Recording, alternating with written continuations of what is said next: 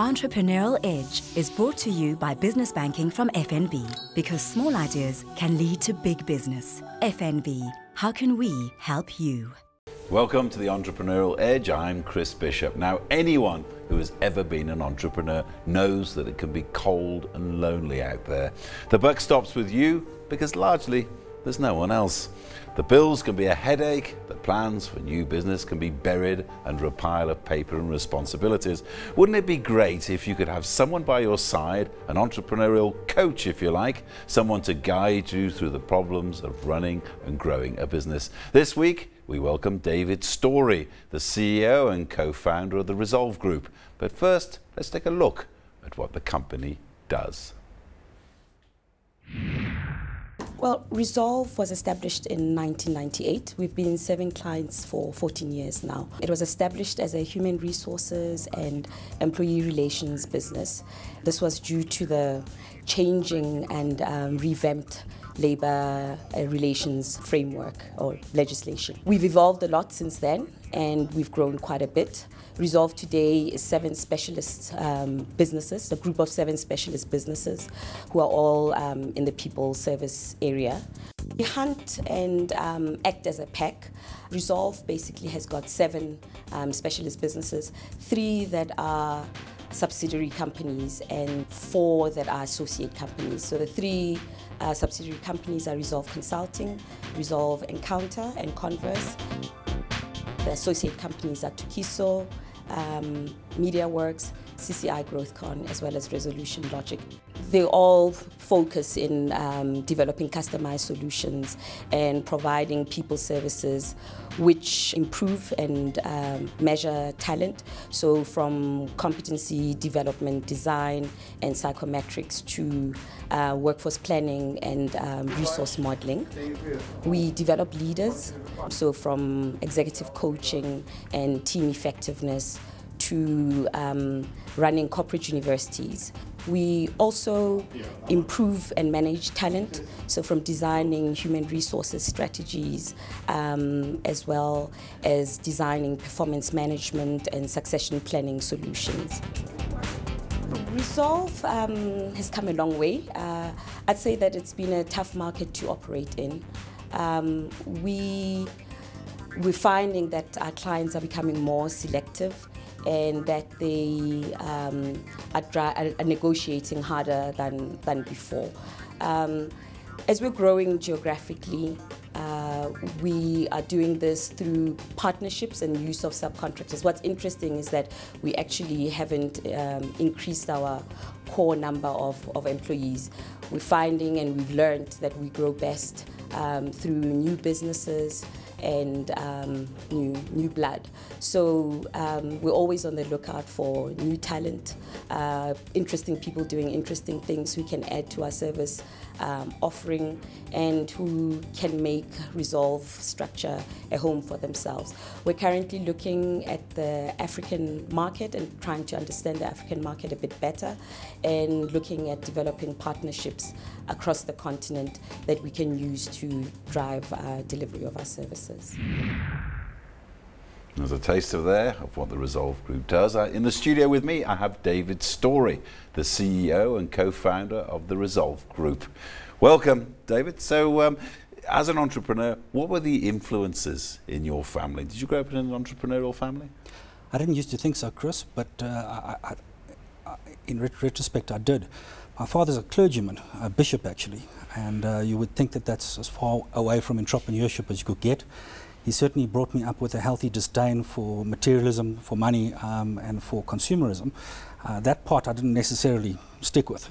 But I realized as I grew older that in fact much of what he did was a social entrepreneur service.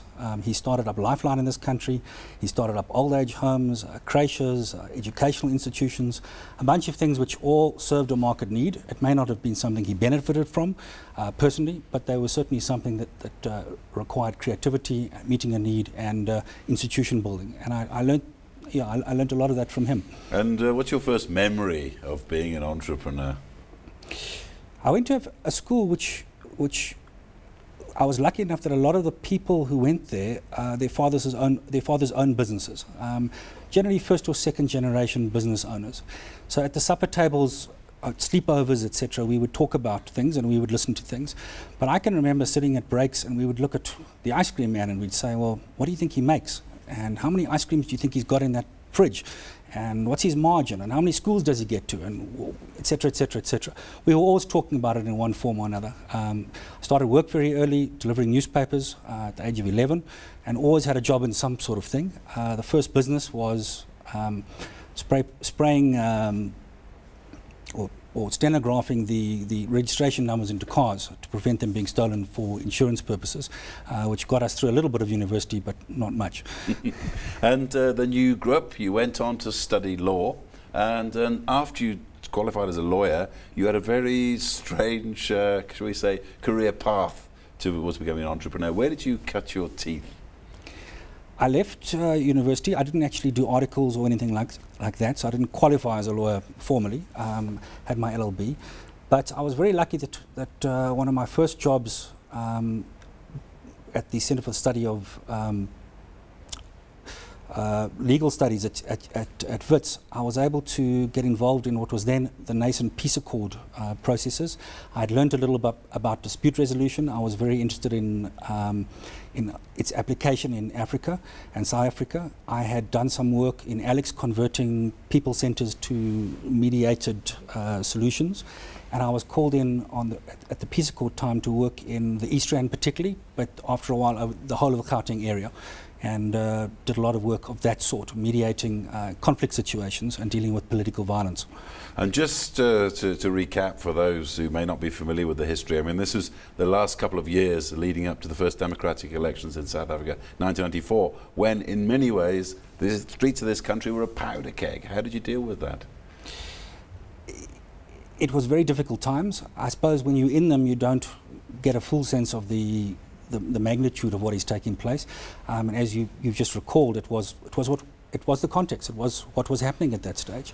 And people were dying every day and every week in townships around Johannesburg. It was a strange kind of war because it didn't affect a lot of people living in suburbs. But you could drive 8 kilometers in a particular direction and you would be in a literal war zone where sometimes 100 or 200 people a week would die in a particular township. And what was the worst time for you? It must have been very difficult times to have been working in.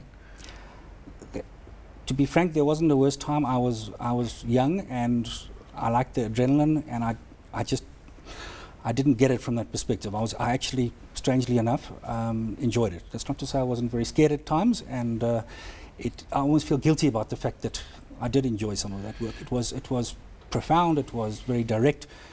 You saw your successful failure immediately, and you were making history in a variety of ways, or living history in a variety of ways. So, and it must have been very difficult. I mean, as I understand it, there would be 2 warring groups who were on either side of the road, and you, as a young man, had to come in the middle of them and say, well, okay, can we sort it out between you? Well, what was that like? It was an incredible experience. And I think that looking back on it, South Africans and South African culture is a very special place. I mean, I've worked in other areas and certainly seen other situations internationally where parties will literally refuse to be in the same room as each other, whereas in this country people talked, and a lot of stuff was solved by talking. It wasn't just at a national level where the politicians were talking. At a local level, people had to come up with solutions. If 2 opposing groups wanted to use the same taxi rank to get to work in the morning, they had to figure it out. And we were really the grease in the wheel to make sure that they had a structured way of communicating with each other and they could talk to each other. I mean, how difficult was it? I mean, you were telling me earlier that sometimes you even had to negotiate what sort of weapons people would carry at certain times. When we were looking at the holding of political events, you would have to spend a lot of time with the parties and the security forces at that stage, working through exactly what they were allowed to do and weren't allowed to do, and the role of the marshals and the role of the particular organizations in ensuring that the peace was kept without the need for the security forces to step in, which often would make things a lot worse when that took place. We also put resources into the field at that stage with monitors, and we were also the coordination point for the European Union, the United Nations, and a variety of other international organizations attempting to assist South Africa at that stage. And then straight from the trouble-torn streets of South Africa in transition, and you went straight to Harvard to do your master's in the States. It must have been a hell of an adjustment for you. It was, and I think the first 3 months I just watched a lot of baseball rather than went to lectures. Needed a kind of cool-off period, but it was a wonderful experience, and I was able to study things that I really wanted to. I stayed in the dispute resolution field. I was able to put theory and thought to what we'd been practicing back at home, and it gave me a chance to breathe. I met incredible people who I'm still in touch with. I learned incredible things. It was a wonderful privilege to be there for that time. It must have been a shock to the system, though. All of a sudden you've got to a country where people didn't even know where South Africa was, and you'd been through these experiences and you had to settle down and work very hard. What was it like? It was good for me, all round. I had to apply myself. It's a competitive place, and I forced myself and was forced by the situation to open up to new areas of learning, which I still use today. And as an entrepreneur, what do you think it taught you, mixing it in this Ivy League university that's got a teaching that's the envy of the world? I think that South Africans need to be more confident about their place in the world. There was a moment for me somewhere along the line, because I was very nervous going there, academically and otherwise, where I thought to myself, I can't remember exactly what sparked it off, but where I just developed a confidence that, in fact, I may not know as much as them or have been exposed to as much in certain ways, but if it comes down to it, person to person, I can handle myself. And our experience here and what we go through here are, in fact, very good at creating lessons, not just for us, but for elsewhere in the world. So we should take our place more confidently. And talking about business, I mean, what sort of new ways of doing business, applying for jobs, did you find out there in Harvard? Well, Harvard is a place where you get nothing for nothing. So you expect the kind of passive approach that some South African universities have, where you arrive and you expect to be taught, and that's the way it works. It doesn't work like that there. In fact, you have something to contribute, or you don't get anywhere. You've got to have something to contribute to a study group, or you don't get let in. You've got to have something to contribute to a professor, or he doesn't supervise you. So it's very competitive, and there's a system which works inside there, which you've got to figure out. I was shocked that people would spend 2 to 3 days studying for a job interview, whereas at that stage back home, you put on a suit and shaved and try to get there on time, and that was enough. There, people took those type of things very seriously, and that was a useful lesson for me. And did it toughen you up, you think? A little bit, yeah. And in terms of different way of doing things, what do you think you brought back from Harvard into entrepreneurialism here? We're going to talk a lot more in the second half about what you're doing with your business. What do you think the most important thing you brought back with you? I think it was that there were a series of trends going on at that stage which I was exposed to, which took a while to get to South Africa. And the fact that I was ahead of the curve a little bit, academically and theoretically, in terms of understanding what was coming down the line, I think meant a lot for me in my career when I came back. It placed me in a position where people were interested in finding out what I had to say or what I was thinking, and in my kind of business, that's a huge advantage. Okay, David Storey, one of the co-founders of the Resolve Group. Hold that thought there. We're going to talk a lot more about your business and how you built your business in the second half. It's time for a short ad break. We'll see you right after this.